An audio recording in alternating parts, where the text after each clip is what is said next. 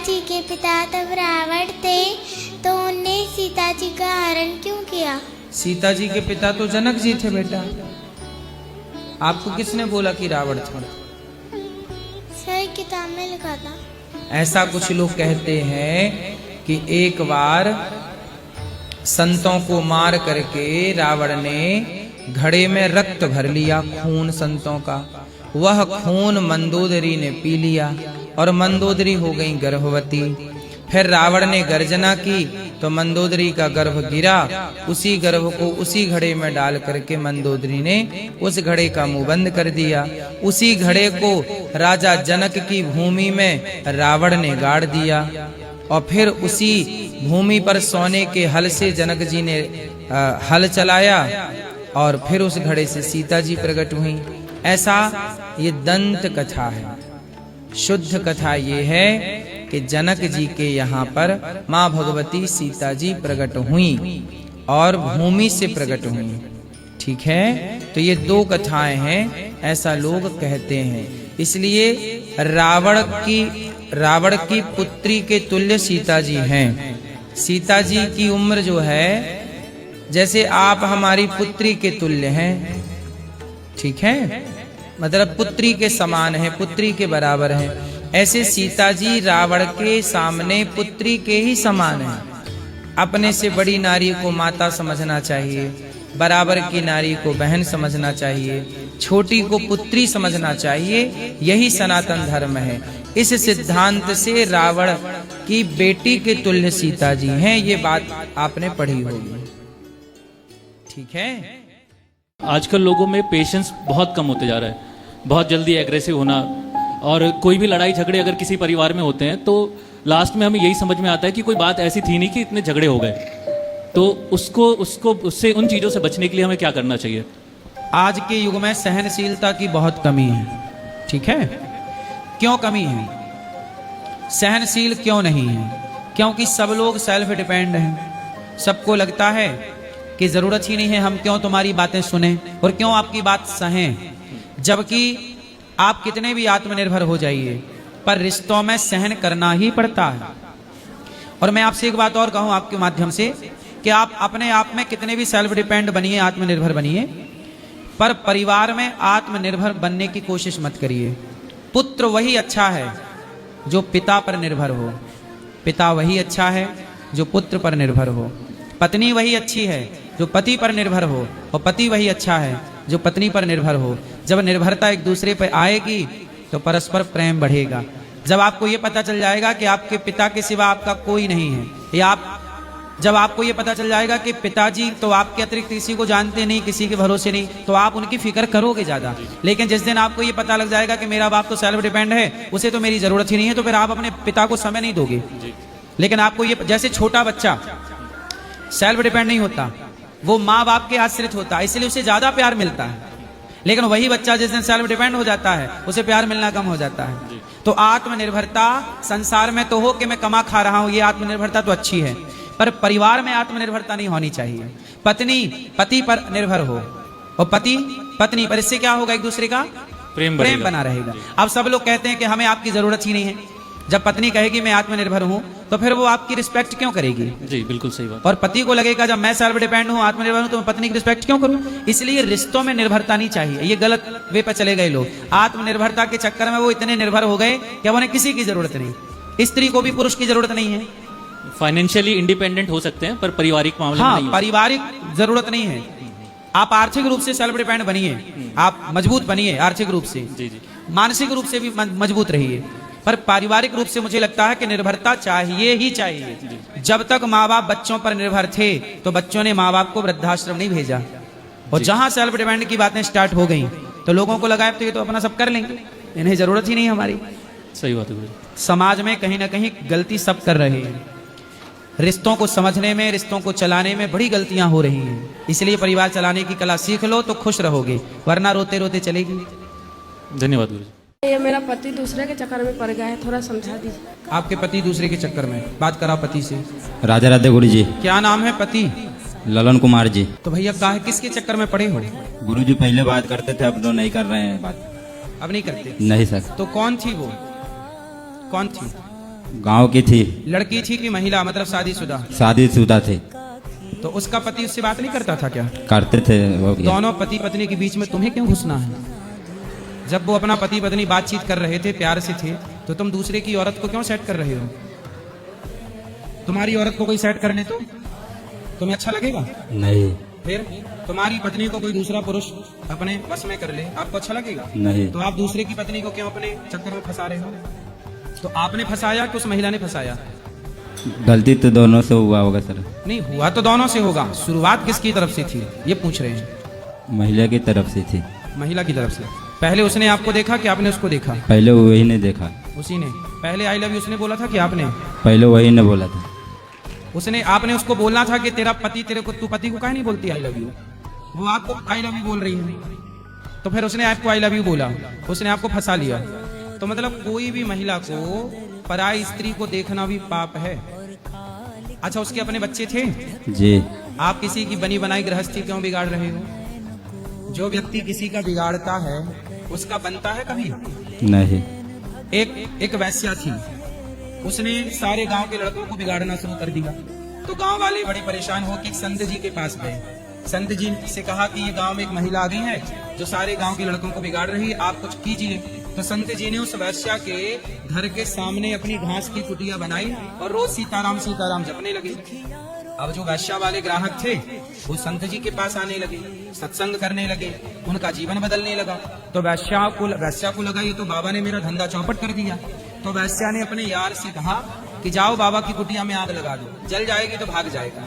तो वैश्या का यार गया वो बाबा जी की कुटिया में आग लगा दी। वो जब आग लगी तो भगवान का न्याय देखना, आग जब लगी तो हवा चली और हवा ऐसी चली कि आग उड़ उड़ करके, आग की चिंगारियां उड़ उड़ करके वैश्या के घर में जाने लगी, क्योंकि वैश्या का घर भी तो लकड़ी का ही था, उसका घर भी जलने लगा।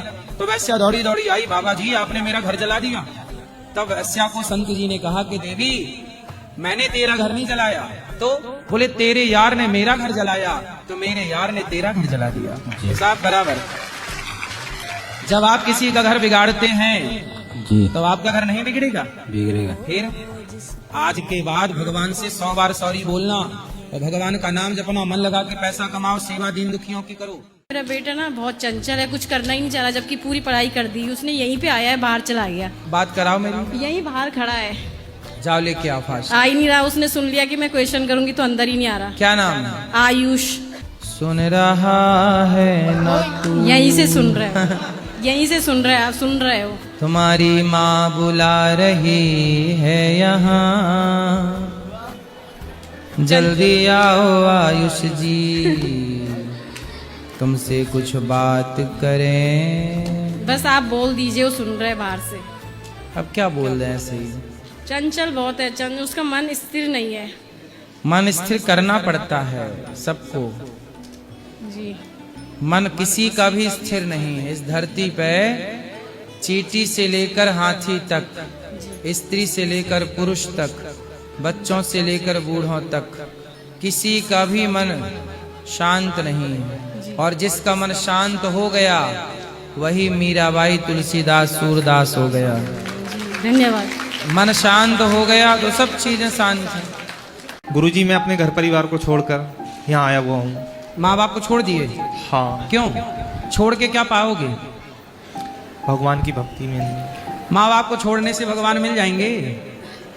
भगवान को कोड़े और मारेंगे, यमराज से मरवाएंगे, मारो उसको 3-4। जो अर्जुन बोल रहे हैं कि मैं लड़ूंगा नहीं, मैं महाभारत में युद्ध नहीं करूंगा, हमारे पितामह खड़े हैं, मैं जाऊंगा जंगल, प्रभु आपका भजन करूंगा, ऐसे ही बोला था अर्जुन ने। पर भगवान ने बोला तू नपुंसक है क्या? आप ही बताओ। भगवान कृष्ण से अर्जुन बोले मैं नहीं लड़ता महाभारत, पर भगवान ने क्या कहा? तू लड़, तेरा युद्ध करना धर्म है। ऐसे पुत्र का धर्म है माँ बाप की सेवा करना। आप पैसे कमाओ, माँ बाप की सेवा करो, उस पैसे से जो पैसा कमाओ स्कूल खुलवाओ, स्कूलों में बच्चों को पढ़ाओ लिखाओ, किसी बेटी का विवाह कराओ, किसी भूखे को रोटी दो। क्या ये भक्ति नहीं है? मैंने बीटेक किया हुआ है सर। तो बताओ, सीएससी से। किसी बच्चे को आप निःशुल्क, गौरी गोपाल गुरुकुल में 200 बच्चे पढ़ते हैं, बताओ उन बच्चों को पढ़ाता लिखाता, निःशुल्क खिलाता पिलाता, रहने की व्यवस्था कराता, ये सब भक्ति है मेरी कि नहीं? Yes yes. 300 माताओं की दास अनिरुद्ध सेवा कर रहा है, ये भक्ति है कि नहीं? तो आपने अपने माँ बाप को रुला कर घर छोड़ के आ गए, किसकी भक्ति करोगे? छोड़ने से भगवान छोड़ना है तो अपने भीतर के अहंकार को छोड़ो, क्रोध को छोड़ो, बुराइयों को छोड़ो, पराई स्त्री को देखने की जो आदत है, काम वासना है, उसका परित्याग करो और अपने कर्तव्यों का पालन करते हुए भगवान से घर में रह के प्रेम कर सकते हैं। भगवान छोड़ने से नहीं मिलते, भगवान प्रेम से मिलते हैं। राम ही केवल प्रेम प्यारा। राम ने कब कहा कि तुम सब छोड़ दो? भगवान कृष्ण ने कब कहा सब छोड़ दो? भगवान कहते हैं कर्मण्यवादी का, तू कर्म कर, पर कर्म करते हुए मुझे याद कर, अर्थात ईश्वर से। भगवान मिलते हैं प्रेम करने से। जैसे आपकी माँ से प्रेम करती है, हाँ। लेकिन आप अपनी माँ से प्रेम नहीं करते। नहीं करता हूँ। नहीं करता ना? करता हूँ। तो छोड़ क्यों दिए? बस सर, जब आप अपनी माँ से प्रेम नहीं किए, पिता से प्रेम नहीं किए, तो आप भगवान से प्रेम कैसे करोगे? जो अपने माँ से प्यार करता है, जो पिता से प्यार करता है, वही ना ईश्वर से भी प्यार करेगा। भाई प्रेम भगवान से भी तो वही करेगा जिसको प्रेम करना आता है। हमें आते ही नहीं प्रेम, हमने कभी बाप से किया नहीं प्रेम, माँ से प्यार हुआ नहीं, कभी बच्चों से प्यार नहीं किया, कभी अपनी पत्नी से प्रेम नहीं हुआ, कभी किसी से प्रेम नहीं किया। तो जब प्रेम हुआ ही नहीं किसी से, तो वो प्रेम क्या जाने? इसलिए तो कहा जो प्रेम गली में आए नहीं, प्रियतम का ठिकाना क्या जाने। जिसने कभी प्रेम किया ही नहीं, वो प्रेम निभाना क्या जाने। झंझट झगड़ा क्यों होता है? किससे झंझट है? मेरे पति देव बहुत करते हैं, दारू शराब बहुत पीते हैं। आए हैं पति? नहीं, वो बोलते हैं कि तू 6 महीना से गुरुजी का कथा सुनते सुनते तू पागल हो गई है, तू वृंदावन चली जा, वापस मत आना। और तो आप अपने पति का ख्याल नहीं रखती हो? आते समय क्या बोल रहे थे कि जैसे पवन सिंह भगाए हैं ज्योति सिंह को, आज मैं तेरे को भगा रहा हूँ। जिस दिन पवन सिंह रखेगा ज्योति सिंह को, उस दिन मैं भी तेरे को रखूंगा। ये पवन कौन है? सुपरस्टार जो बिहार के। तो पवन अपनी ज्योति को नहीं रखते, तो पवन चलेगी तो ज्योति बुझ ही जाएगी। तो आपके पति क्या कहते हैं कि जब पवन अपनी पत्नी को रखेगा तब मैं भी तुझे रखूंगा? हाँ, तो उसी दिन लौट के आना, या तो गुरुजी मतलब तो पवन जी कब रखेंगे अपनी पत्नी को? अभी हमको नहीं। तो भैया पवन कौन है सुन लो हमारी बात। देखो आपने पत्नी को निकाला तो इनके पति भी निकाल दिए इनको। हाँ, तो पवन जी ने अपनी पत्नी को क्यों छोड़ दिया? अब ये हमको नहीं पता है। तो आपके पति को पता है क्यों छोड़ दिया? उनको पता होगा, मार्केट में काम करते हैं, तो बोलते हैं कि अच्छा किया है कि जो पवन सिंह छोड़ दिया, बहुत सुख में हो गया। जब से तू आई बहुत खर्चा होता है, ऐसा है वैसा है, तू कथा सुन सुन के। तो मतलब पवन सिंह जी समाज को यह मैसेज देना चाहते हैं कि अपनी अपनी पत्नियों को छोड़ दो, है ना? अब ये हमको नहीं पता है। बैग भर के कपड़ा में गुरुजी लेके आए, बोल रहे हैं कि तू उसी आश्रम में रहना, और जिस दिन तू गुरुजी से बात करेगी तो सामने फिर से, आप सीधे पवन जी के पास जाओ, बोले आपके कारण हमारा पति बिगड़ गया है, आपने पत्नी को निकाल दिया, हमारा भी निकाल दिया। हमको चुनौती दी है कि जिस दिन वृंदावन पहुंच के गुरुजी से बातें करोगी, मैं देखूंगा वीडियो में मोबाइल पर, उस दिन बोल रहे मैं अपने मुंह में काली पोत लूंगा। कौन पति? काहे काले पोत लूंगा? तो पत्नी को निकाल काहे रहा घर से? बोल रहे कि अच्छे अच्छे लोग, बड़े बड़े लोग गुरुजी से मिल नहीं पाती, तो तेरी क्या औकात है, तू मिल लेगी? अरे हम तो सबसे मिलते हैं, यहाँ कोई छोटा बड़ा नहीं। तो आपके पति आपको प्यार नहीं करते? बिल्कुल पति प्यार नहीं करते। वो मतलब जैसे आज मतलब अलग टाइप के हैं वो। कैसे अलग? मतलब एलियन टाइप के हैं? हाँ, वो पैसा पाते हैं ना, तो वो बीवी को भूल जाते हैं। जब पैसा नहीं रहता जेब में तो बीवी को याद करते हैं, ऐसा है। अच्छा, तो फिर उनको आप दिए ही मत करो पैसा। हम कहाँ से देंगे? हम बोलते हैं कि फ्री में खाती बैठे बैठे, और खाली झाड़ू पोछा, खाली घंटी हिलाती। तो आपके पति कमाते हैं? हाँ, 20,000 महीने का कमाते हैं। तो 20,000 जब ज्यादा पैसा आ जाता है, 25,000 तो भूल जाते हैं वो आपको। गुरुजी जब से मतलब वो गैस सिलेंडर महंगा हो गया था, तब से मेरे को पगार देना ही बंद कर दी। तो गैस सिलेंडर आप कहाँ से मांग के ले आती हो? वो घर पे ही आना छोड़ देते। क्यों? बोलते खर्चा बहुत है, गैस सिलेंडर महंगा। अच्छा, पति घर नहीं आते कि गैस सिलेंडर के पैसा मांग लेगी? मतलब आपके पति कुल मिला के कंजूस हैं। सही है। आप बताइए अब मैं क्या करूँ, कहाँ जाऊँ? बोल रहे हैं कि आप पवन जी के पास जाओ हम नहीं। और पवन से कहना भाई अपनी घरवाली को रख, तेरे चक्कर में मेरा घरवाला रूठा है। अभी सावन का महीना आएगा कुछ समय बाद, तो हम लोग जैसे दूध चढ़ाते हैं शिवलिंग पे। ठीक है। कई लोग उस समय में ज्ञान देते हैं कि दूध नहीं चढ़ाना चाहिए, दूध तो पशु पक्षियों को पिलाना चाहिए या बाहर दान करना चाहिए। तो ऐसे में उन लोगों को क्या उत्तर दिया जाए कि हम दूध क्यों चढ़ाते हैं? सावन के महीने में दूध इसलिए चढ़ाया जाता है क्योंकि जो आयुर्वेद है, जो खाने का सिद्धांत है, कहते हैं सावन में दूध नहीं पीना चाहिए। सावन में हम सबको दूध का सेवन नहीं करना चाहिए। क्वार करेला कार्तिक दही मरहो ने तो परहो सही, ये पुरानी बात है। लोग कहते हैं गरीबों में बांट दो। भाई साहब ठीक है, गरीबों में भी बांटना चाहिए दूध। गरीबों, अब गौरी गोपाल में तो देखो खीर बंटती है, संतों को भक्तों को जब बंटती है, सबको बंटती, 24 घंटे भोजन बंट रहा। हम सबको भोजन भी बांटें, गरीबों की भी सेवा करें और शिव जी पर गिलास भर दूध चढ़ाएं तो क्या दिक्कत है। लोग कहते हैं गरीबों में बांटो, बोले पैसा बर्बाद हो रहा है दूध शंकर जी पे चढ़ाने से। उन मूर्खों से कहो कि जो तुम 50 रुपए की दारू पी रहे हो, 100 रुपए की दारू पी रहे हो, ये पैसे की बर्बादी नहीं है। ये दारू पीने से तो तुम्हारी सेहत भी बिगड़ रही है, परिवार भी बिगड़ रहा है, बच्चे भी अनाथ हो रहे हैं, पत्नी भी परेशान है, माँ भी परेशान है। शराब पीने से कितने लोगों का घर बिगड़ गया, लेकिन आज भी बॉलीवुड शराब का प्रचार करती है कि मुझे पीने का शौक नहीं, पीता हूं गम भुलाने को। तो शराब को प्रमोट ये लोग कर रहे हैं। और दूध शंकर जी पे चढ़ाओ, हमारी श्रद्धा है, 5 रुपए का दूध चढ़ा दिया। अब लोगों से ये कहो कि तुम शराब जो पीते हो वो पैसा गरीबों में क्यों नहीं बांटते। सही है। जो मूवी देखने में 300 की टिकट कटाते हो, वो मूवी का 300 का पैसा बचा के गरीबों में क्यों नहीं बांटते। क्या जरूरत है मूवियां देखने की, गरीबों की सेवा करो। एक मूवी बनाने में 1000 करोड़ रुपया खर्च होता है, हाँ या ना। तो भाई पूछो कि भाई 100 करोड़ 500 करोड़ मूवी बनाने में क्यों खर्च करते हो। वो सारा 200 करोड़ की यूनिवर्सिटी बनाओ और गरीब बच्चों को पढ़ाओ लिखाओ योग्य बनाओ। तब उन्हें समझ नहीं आती, गरीबों की याद तब नहीं आती। शंकर जी पे 10 रुपया का दूध चढ़ा रहे हैं तो गरीबों की याद आ रही है। आप लोग भी मत देखा करो पिक्चर, क्या जरूरत है, इनके सबके भूत उतर जाएंगे। ये लोग पिक्चर बनाते हैं, अपना चेहरा चमकाते हैं और बाद में बेचते क्या है, दाने दाने में केसर का दम, गुटखा बेच रहे हैं। अब बताओ, दूध शंकर जी पे दूध चढ़ाने से पैसा वेस्ट हो रहा है, ऐसा बॉलीवुड के लोग कहते हैं। तो बोलो गुटखा बेचने से लोगों का पैसा वेस्ट नहीं हो रहा। गुटखा खाने वाला पैसा वेस्ट कर रहा है, सड़कें खराब कर रहा है थूक करके, कैंसर अलग हो रहा है। मतलब गुटखा खाने की इजाजत है, शंकर जी पे दूध चढ़ाने की इजाजत नहीं है। ये दोगलापन कैसा है भाई। ऐसे मूर्खों को मिर्ची के धुआं की जरूरत है। उल्टा लटकाओ, कस के मिर्ची का धुआं दो। आप बताइए, शंकर जी पे दूध चढ़ाना ज्यादा हानिकारक है कि गुटखा खाना ज्यादा हानिकारक है। गुटखा खाना। तो आज तक किसी ने ये क्यों नहीं कहा कि जो पैसा गुटखा में बर्बाद करते हो वो गरीबों में बांट दो, जो पैसा शराब में बर्बाद करते हो वो गरीबों में बांट दो। ऐसा किसी से सुना आज तक? बोलो। शंकर जी का दूध ही सबकी आंखों में खटकता है, जबकि दूध तो गाय रोज देती है, दूध से किसी का कोई नुकसान नहीं।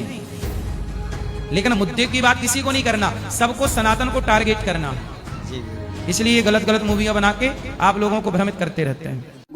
बिगड़ गई। गंगा पार का मॉडल है वो तो है? वो गंगा पार में बोलते हैं गन्ने होते हैं। तो लव मैरिज क्यों की? अच्छे से ना करते, राजी मर्जी। अच्छा, लड़की के माँ बाप राजी नहीं थे? राजी पहले थे, अब नहीं है। और आपके माँ बाप? मेरे माँ बाप राजी हैं। उसके बारे मेरे भाई ने बहुत पीटा, लेकिन मैंने कुछ नहीं कहा। मैंने कहा बारात हो जाए। उसके भाई ने आपको मारा? मेरे भाई ने मारा मेरे को, लेकिन मैंने कुछ नहीं कहा। चलो, शादी कर लिए हो तो उसको लाओ, रखो, प्रेम से रहो। अरे कुछ आप बोल ढूंढ ले, पागल है वो। पर ये लव मैरिज नहीं करना चाहिए, राजी मर्जी से, माँ बाप की राजी मर्जी से रहना चाहिए। ठीक है गुरुजी, राधे राधे जी। गुरुजी, वैसे मेरे हाथ कब कपा रहे हैं आपसे बात करते में। नहीं बताओ, आप जेल क्यों गए थे?